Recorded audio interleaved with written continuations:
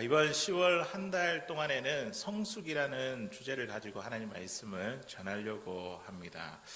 우리가 주신 말씀을 통해서, 매주 듣는 말씀을 통해서, 또 매일매일 우리가 하루에 석 장씩 읽는 이 말씀을 통해 우리가 예수님을 알아가는 지식이 더 깊어져 가고, 또 예수님의 성품을 닮아 우리의 삶 가운데 그 예수님의 성품이 표현되어 우리의 신앙이 더욱더 성숙해지는 이번 한 달이 될 수 있기를 주의 이름으로 소원합니다.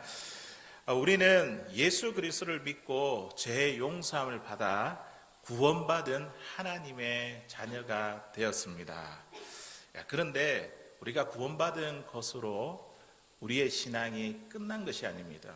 우리가 예수를 믿고 이제 구원을 받았으면 그때부터 드디어 본격적으로 예수님과 함께 신앙생활이 시작되게 되었습니다. 구원받기 이전과 구원받은 이후에 우리의 삶을 나누어 본다면 예수님을 믿기 전과 믿은 후에 어떻게 우리의 삶이 변화가 되었습니까? 우리는 어떻게 우리의 삶이 변화된 것을 우리는 알 수 있습니까?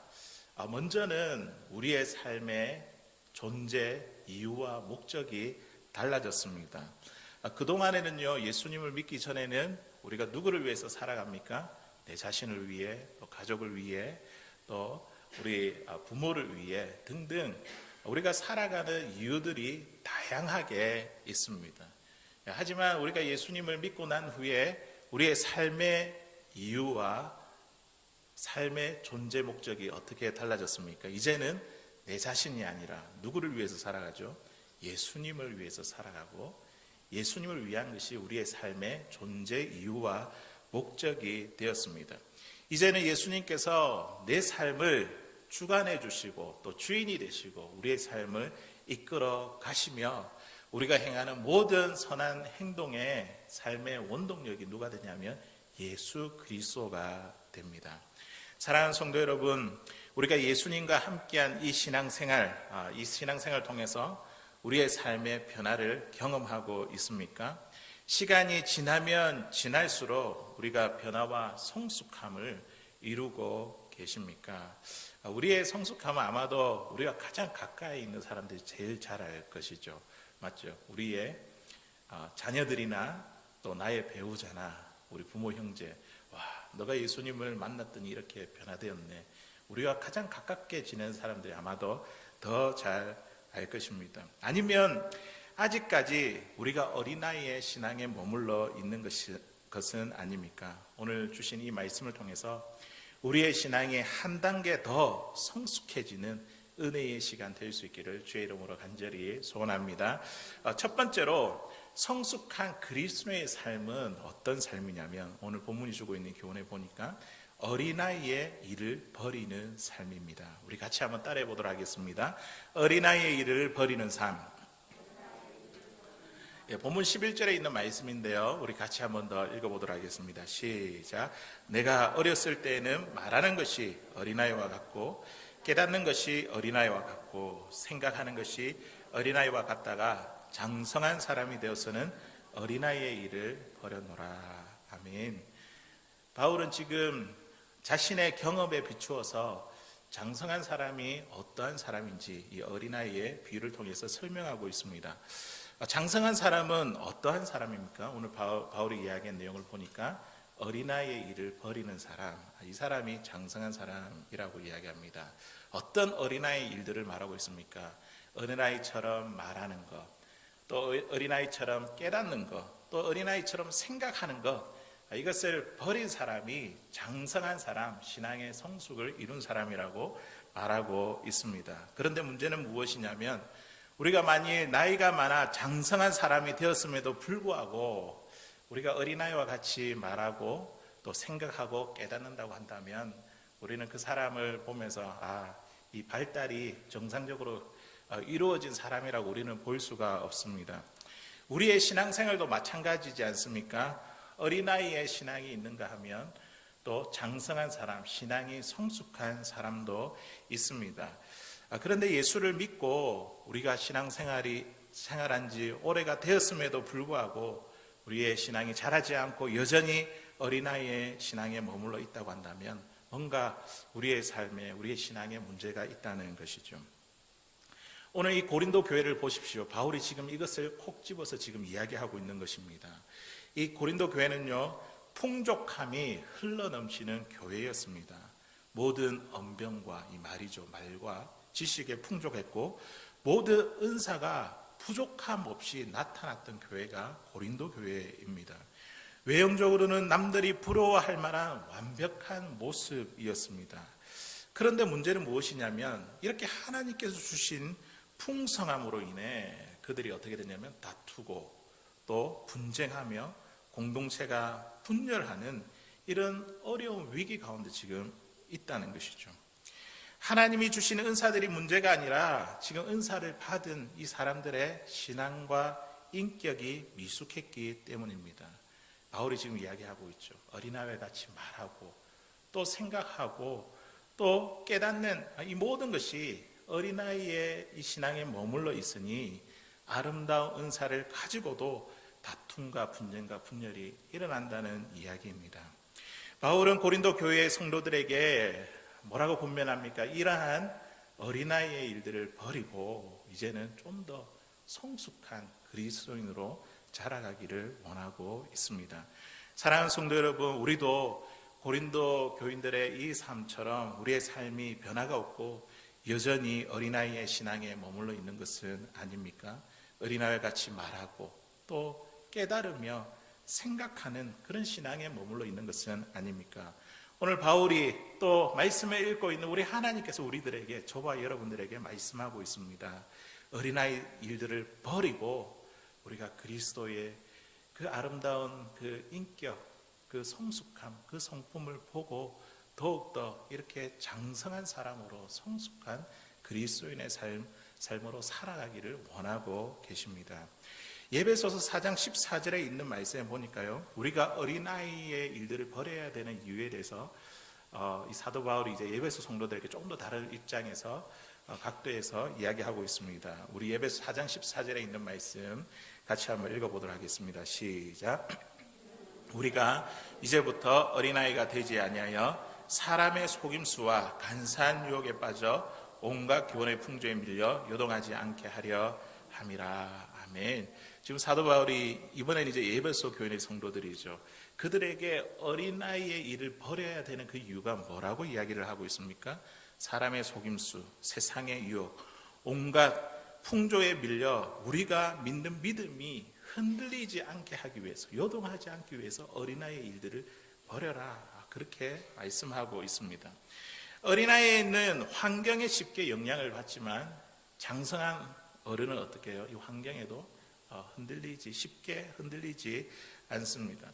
사단이 주는 온갖 시험과 유혹을 이겨낼 수 있습니다. 그러므로 이 사도 바울이 우리 성도들에게 성숙한 그리스도의 삶은 바로 어린아이의 일들을 버리는 것이라 지금 이야기하고 있는 것입니다.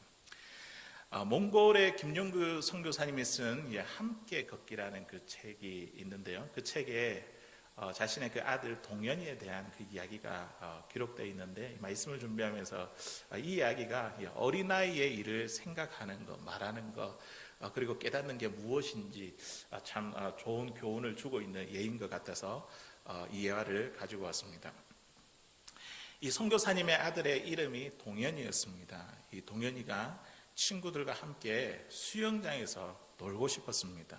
그런데 하지만 이 선교사님의 그 일정, 이 세미나 일정 때문에 아빠를 따라서 세미나 장소로 이동하게 되었습니다. 그런데 그곳에 가니까 그게도 수영장에 있었던 거죠.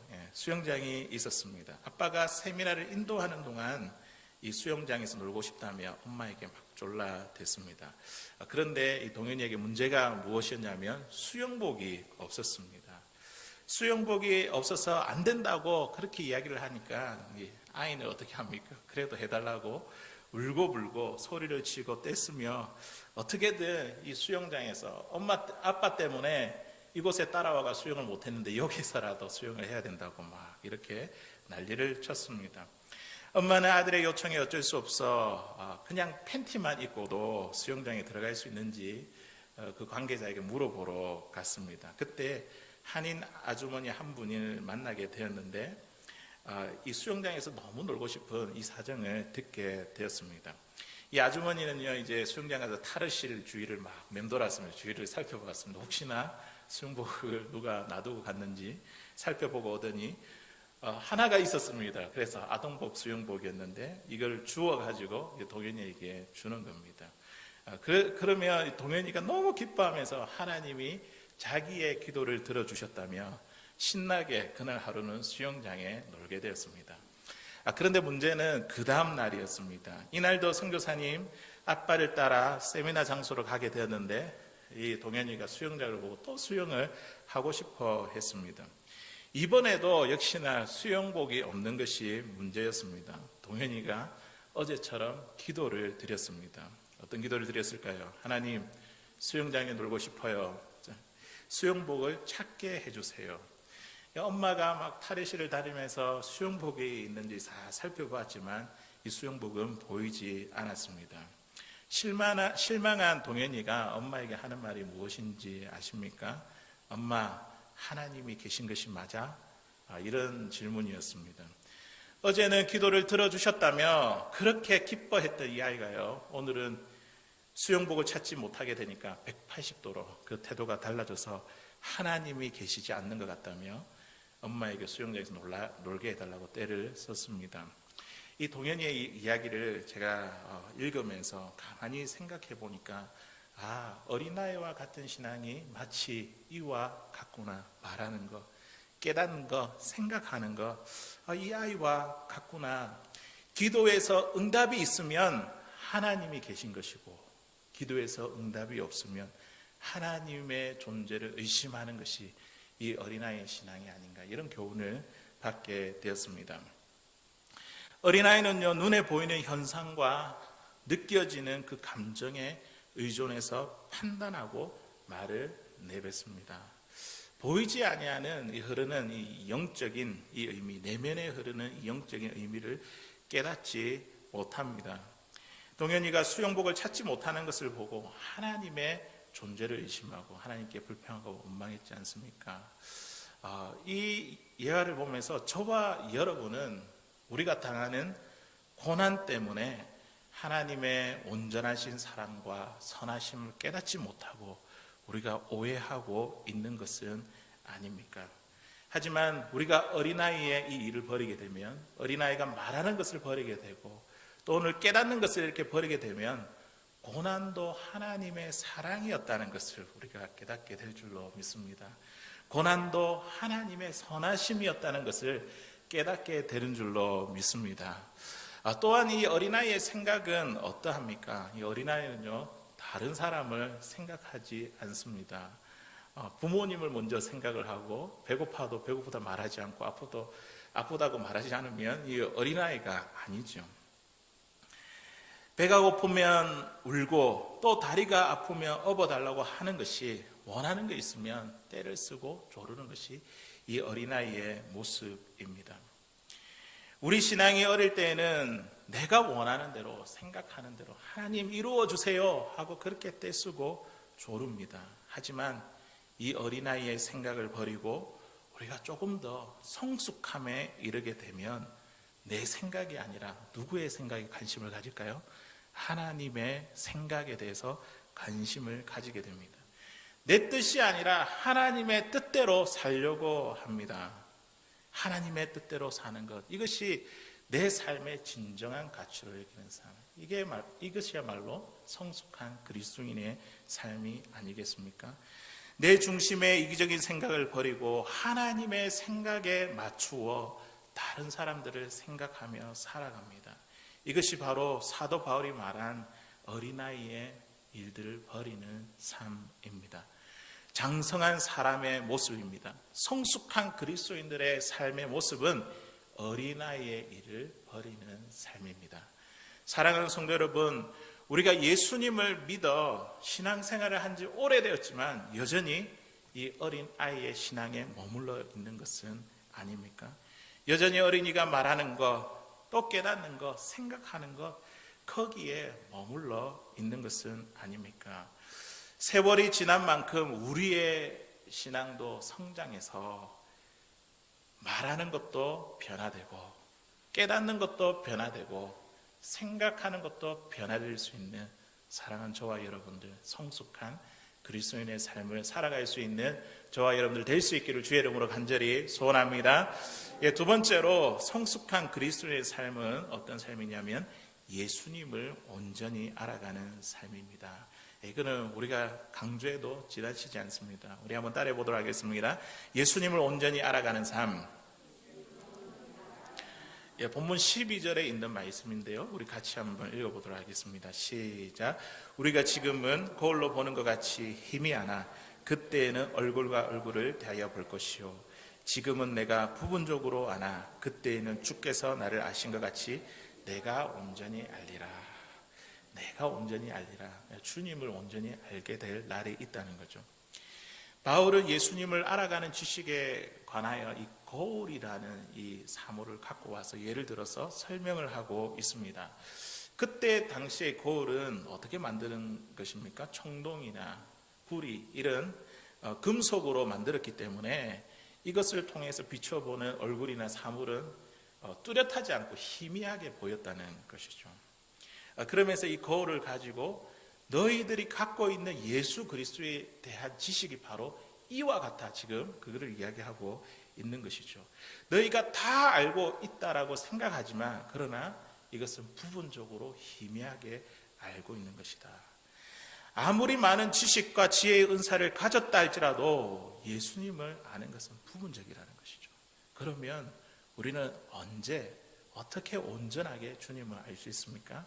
주님이 오시는 그날 우리가 얼굴을 대면하여 보는 그날에 대해서는 우리가 주님에 대해서 온전히 알게 될 것입니다. 주님께서 나를 아는 것 같이 나도 주님을 뚜렷하게 정확하게 알게 되는 날이 올 것입니다. 그런데 오늘은 우리가 어떻게 살아갑니까? 그 주님을 알기 위해서 눈에 보이지 않지만 그 주님이 나와 함께하고 내 삶 속에서 어떻게 일을 하고 계시는지 우리가 그 주님을 부분적으로 또 매일매일 순간순간마다 그 주님을 깨닫게 됩니다. 내 삶 속에서 동행하시는 예수님을 더 많이 알아가는 삶, 오늘보다 내일 더 많이 알고 내일보다 모레 더 많이 알아가는 삶이 성숙한 신앙의 삶인 줄로 믿습니다. 지난 월요일부터 우리가 욥기에 있는 이 말씀을 우리 하루에 3장씩 우리가 읽고 있죠. 이번에 또 욥기에 있는 말씀을 읽고 묵상하면서 또 새롭게 깨달아진 것이 있습니다. 욥과 그의 친구들이 계속 변론하지 않습니까? 서로 이제 옳다고 이렇게 변론을 하면서 답을 찾지 못하고 있는데요. 그 모습을 보면서 이들도 분명히 하나님에 대해서 알고 있기는 있는데 문제가 무엇이냐면 그들이 알고 있는 그 하나님이 전부인 줄로 알고 있었다는 사실입니다. 그들이 아는 지식도 부분적인 것인데 자꾸만 그들이 내가 아는 하나님이 전부이기 때문에 서로 변론을 해봤자 답이 나오지 않는 것입니다. 이 말씀을 읽고 묵상하면서 나도 그렇지 않은가? 내 역시 내가 아는 하나님에 관하여 내가 전부를 아는 것처럼 내 생각 속에 하나님을 편협하게 제한시키고 있는 것은 아닌가? 하나님의 이미지를 왜곡시키는 나의 모습은 아닌지 말씀을 통해서 저 자신을 돌아보게 되었습니다.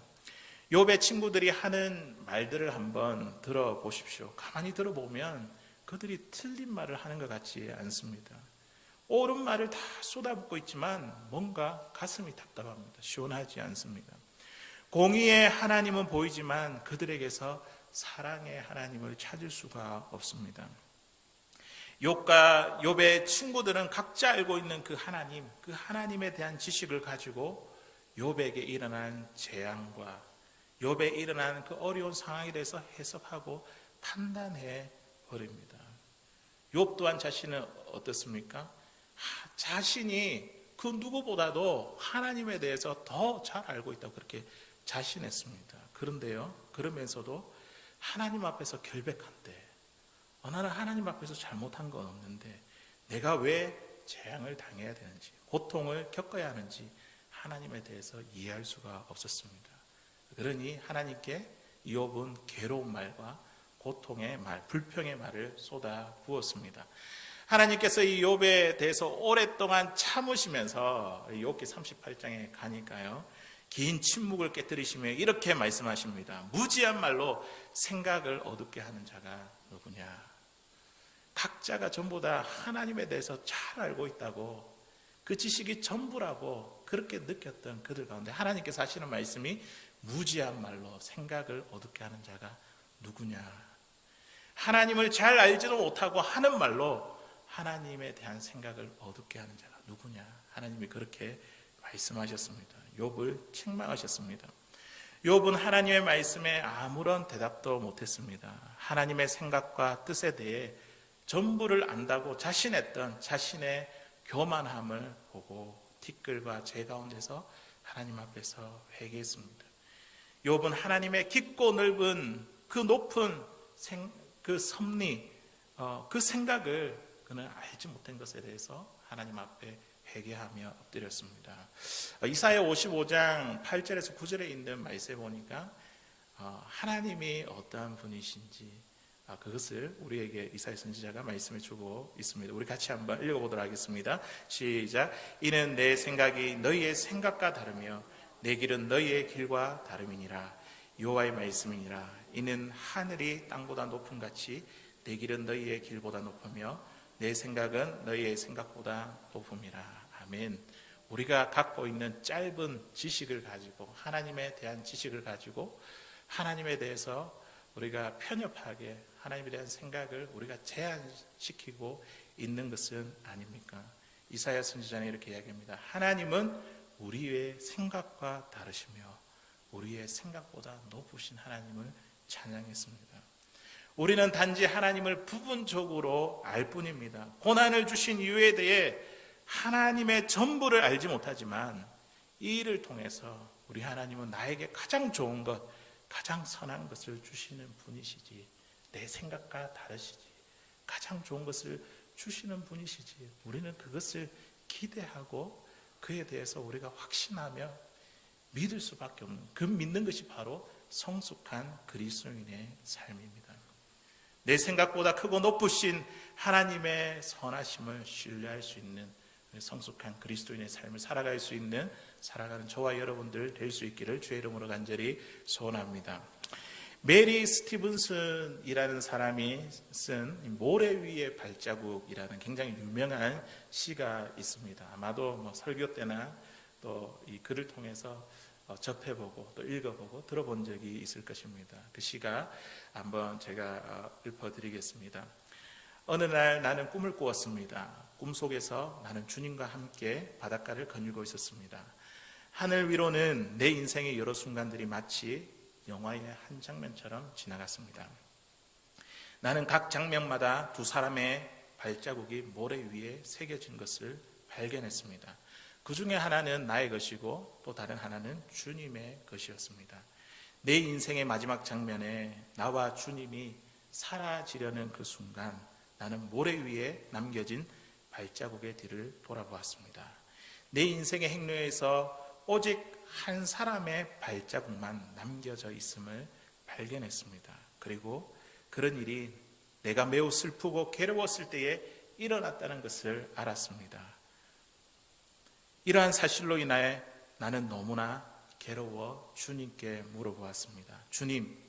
주님께서는 내가 너와 함께, 항상 함께 하시겠다고 말씀하셨잖아요. 그런데 내 인생의 가장 어려운 시절을 되돌아보니 오직 내 발자국, 그 한 발자국만 있었습니다. 어느 때보다 주님이 필요했던 그때에 어찌해서 주님이 나를 떠나셨습니까? 나는 정말로 이해할 수가 없습니다. 그러자 주님께서 이 사람에게 이제 대답을 하셨습니다. 사랑하는 아들아, 나는 너를 누구보다도 사랑한단다. 내 시련과 고통을 당하고 있을 때 나는 단 한 번도 너를 떠난 적이 없단다. 내가 본 한 사람의 발자국은 내가 너를 안고 가던 때였느니라. 모래 위에 새겨진 발자국은 너의 발자국이 아니라 내 발자국이란다. 예, 사랑하는 성도 여러분, 우리가 아파하는 고난을 경험하는 그 순간에 우리가 때로는 하나님은 어디에 계신 걸까? 나를 떠나신 것은 아닐까 하며 주님의 사랑에 대해서 우리가 섭섭해하고 오해하는 우리의 모습은 아닙니까? 아무도 나를 도와줄 사람이 없다고 생각할 그때도 우리 하나님은 우리를 버리지 아니하십니다. 우리와 언제나, 우리와 여전히 늘 곁에서 우리와 함께 하십니다. 성숙한 그리스도인은 어떤 사람이냐면요, 바로 이 예수님의 사랑을 온전히 점점 알아가는 삶, 오늘 알아가고 내일 더 깊이 알아가는 삶이야말로 성숙한 그리스도인의 삶인 줄로 믿습니다. 이제 마지막 세 번째로 우리 성숙한 그리스도의 삶은 어떤 삶이냐면 사랑을 제일로 여기는 삶입니다. 우리 한번 따라해 보도록 하겠습니다. 사랑을 제일로 여기는 삶. 예, 우리 본문 13절에 있는 말씀인데요, 우리 같이 한번 읽어보도록 하겠습니다. 시작. 그런즉 믿음, 소망, 사랑, 이 세 가지는 항상 있을 것인데 그 중에 제일은 사랑이라. 아멘. 고린도 교회는요, 아까 앞서 이야기한 것과 같이 모든 언변과 지식과 성령의 은사가 풍족한 교회였습니다. 하지만 교회 안에서 다툼과 분열과 분쟁이 일어난 이유가 무엇일까요? 어린아이의 일들을 버리지 못한 근본적인 그 원인이 무엇일까요? 사도 바울은요 13장에 와서 그 원인에 대해서 지금 기록하고 있습니다. 결론적으로 적고 있죠. 그것은 바로 그들에게 사랑이 없었기 때문입니다. 고린도서 13장 1절로부터 바울은 사랑의 중요성에 대해서 말씀하고 있습니다. 사람의 방언과 천사의 말을 한다 할지라도 사랑이 없으면, 그렇게 이야기를 하죠. 또 보니까 예언하는 능력이 있고 모든 비밀과 모든 지식을 알고 산을 옮길 만한 믿음이 있어도 사랑이 없으면, 계속 사랑이 없으면, 내게 있는 모든 것으로 구제하고 내 몸을 불사르게 내어줄지라도 사랑이 없으면, 사도 바울은요 우리가 갖고 있는 화려하고 풍족한 것 있다 할지라도 사랑이 없으면 아무것도 아니다, 아무것도 소용이 없다, 그렇게 말씀하고 있습니다. 사람의 방언과 천사의 말을 한다 할지라도 사랑이 없으면 소리나는 구리와 울리는 괭가리, 소음에 지나치지 않습니다. 결국 고린도 교회가 하나님이 주신 은사들을 풍족히 받았음에도 불구하고 다툼과 분쟁과 분열이 끊임없이 일어난 것은 그들에게 사랑이 없었기 때문입니다. 우리 그리스도인들에게 사랑이 얼마나 중요한지 모릅니다. 성숙한 그리스도인의 그 삶의 기준은 무엇이냐면, 성숙한가 성숙하지 않는가, 그 기준은 무엇이냐면 바로 사랑입니다. 사랑이 있느냐, 사랑이 없느냐, 거기에 달려 있습니다. 우리 교회가 성숙한 교회인가, 그 기준이 무엇이냐면 우리 교회에 사랑이 있는가 없는가, 그것이 기준이 됩니다. 우리 가정이 성숙한 가정인가, 그에 대한 기준이 뭐라고요? 사랑이 있는 가정인가, 사랑이 없는가, 그것이 기준이 됩니다. 그리스도인들에게 사랑이 이처럼 중요하니 오늘 이 사도 바울이 고린도전서 13장 13절에 마무리를 하면서 사랑이 제일이라며 1등이랍니다. 믿음, 소망, 사랑, 이 세 가지는 항상 있을 것인데 그 중에 제일은 뭐라고요? 사랑이라. 성숙한 그리스도인의 삶은 사랑을 제일로 여기는 삶인 줄로 믿습니다. 사람들은요 나름대로 무언가를 제일이라고 여기며 살아가고 있습니다. 어떤 사람은 돈이 제일이라고 여기는 사람들이 있죠. 그러면서 돈을 벌고 모으는데 온 힘을 기울여 살아갑니다. 또 어떤 사람은 실력이 제일이라며 죽어라 공부만 합니다. 또 어떤 사람은 건강이 제일이라며 열심히 운동하고 몸에 좋은 것을 가려 먹는 데 열심을 냅니다. 저와 여러분은 무엇을 제일이라고 생각하며 여기며 살아가고 있습니까? 사랑이 제일이라 여기는 사람은 항상 사랑을 앞세우고 사랑을 모든 문제를 풀어가는 사람인 줄로 믿습니다. 나라 전체를 사탄에게 봉헌한 나라가 있다 하면 우리가 믿으시겠습니까? 실제로 있었던 일입니다. 1804년에 프랑스로부터 독립한 아이티라는 나라가 그랬습니다. 이 IT는요, 프랑스로부터 독립할 때에 돼지 피를 마시며 나라 전체를 부두신 이 악마에게 봉헌하기로 서약을 했습니다. 프랑스 사람들이 땅을 빼앗아 교회를 세우고 원주민들을 몹시 심하게 괴롭혔습니다. 프랑스 사람들이 얼마나 악독했는지 이 IT 사람들은요, 프랑스 사람들이 믿던 하나님보다 누구를 더 선택했다고요? 악마, 이 사탄을 선택한 것입니다. 이처럼 사랑이 없는 기독교는 아무런 소용이 없습니다. 오늘날 우리 주변에 이와 비슷한 일들을 목격하게 되는 것을 보게 됩니다. 주변에 신앙생활을 하지 않는 것 같아 예수님을 전하고 교회 가자고 이렇게 이야기를 하면 나는 누가 미워서 절대 예수님을 믿지 않을 거야. 그런 말을 우리가 종종 듣지 않습니까? 그런 사람이 예수님을 믿는다고 그러면 더더욱이 나는 교회에 나가지 않겠다고 합니다. 만일 우리가 그리스도인들이 우리가 사랑으로 행했다고 한다면 그런 말을 하는 수많은 사람들이 예수님을 믿었을 것입니다. 오늘 사도 요한은요, 사도 바울이 아니라 사도 요한은요, 하나님의 자녀와 마귀의 자녀들의 선명한 기준을 제시합니다.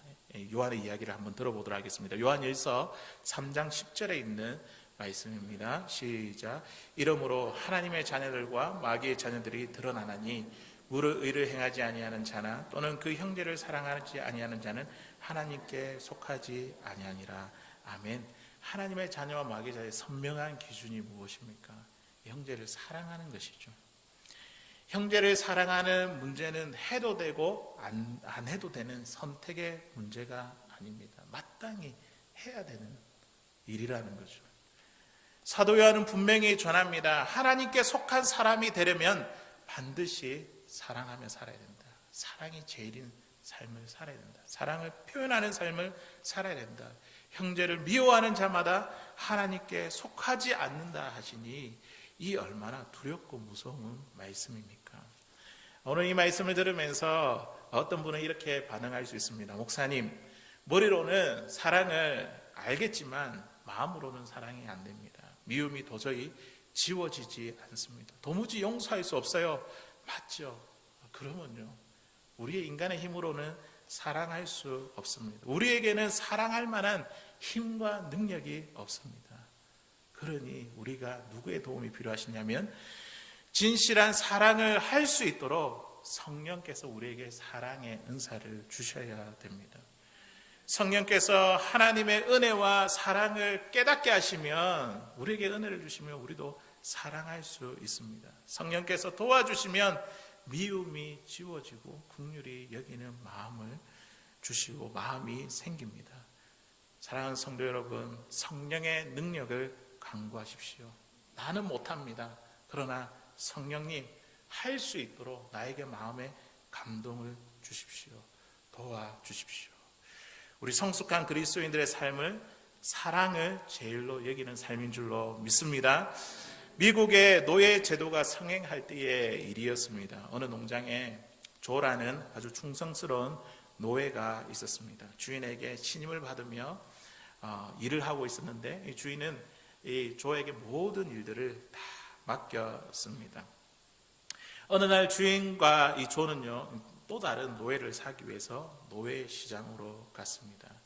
주인은 젊고 힘이 센 이 노예를 사려고 했는데 조는 계속해서 한사코 반대하면서 늙고 병든 노예를 사자고 이렇게 고집을 했습니다. 주인은 이상하게 생각했지만 평상시에 이 조를 믿었기 때문에 조의 말대로 조가 원하는 그 노예를 사서 집으로 돌아왔습니다. 조는 늙고 병든 이 노예를 데려다가 정성껏 치료했습니다. 그리고는 이 노예가 해야 될 일들을 조가 다 하는 것입니다. 감당하는 것이었습니다. 주인이 보니까 너무나 이상하게 느껴져서 어느 날 이 조를 불러서 이야기를 합니다. 이 노예가 내 아버지냐? 아닙니다. 그러면 누구이기에 그렇게 최선을 다해 돌보느냐? 저를 잡아다 노예로 판 제 원수입니다. 그런데 왜 그렇게 최선을 다하느냐? 저는 그리스도인입니다. 그날 노예 시장에서 그를 본 순간 주님께서 그를 용서하라고 사랑하라고 저에게 말씀하셨습니다. 그리고 사랑하는 마음을 저에게 주셨습니다. 그래서 저는 주님의 말씀대로 최선을 다해서 그를 사랑하고 섬겼던 것입니다. 사랑하는 성도 여러분, 이 사랑하는 거 인간의 힘으로 되겠습니까? 성령께서 우리에게 긍휼의 마음을 주시고 용서할 수 있도록 우리에게 사랑의 마음을 주시면, 그 마음에 감동을 주시면 우리도 조처럼 원수를 사랑하는 이 성숙함에 이를 수 있는 줄로 믿습니다. 성숙한 그리스도인의 삶은 우리의 삶 속에서 사랑이 표현되는 사람입니다.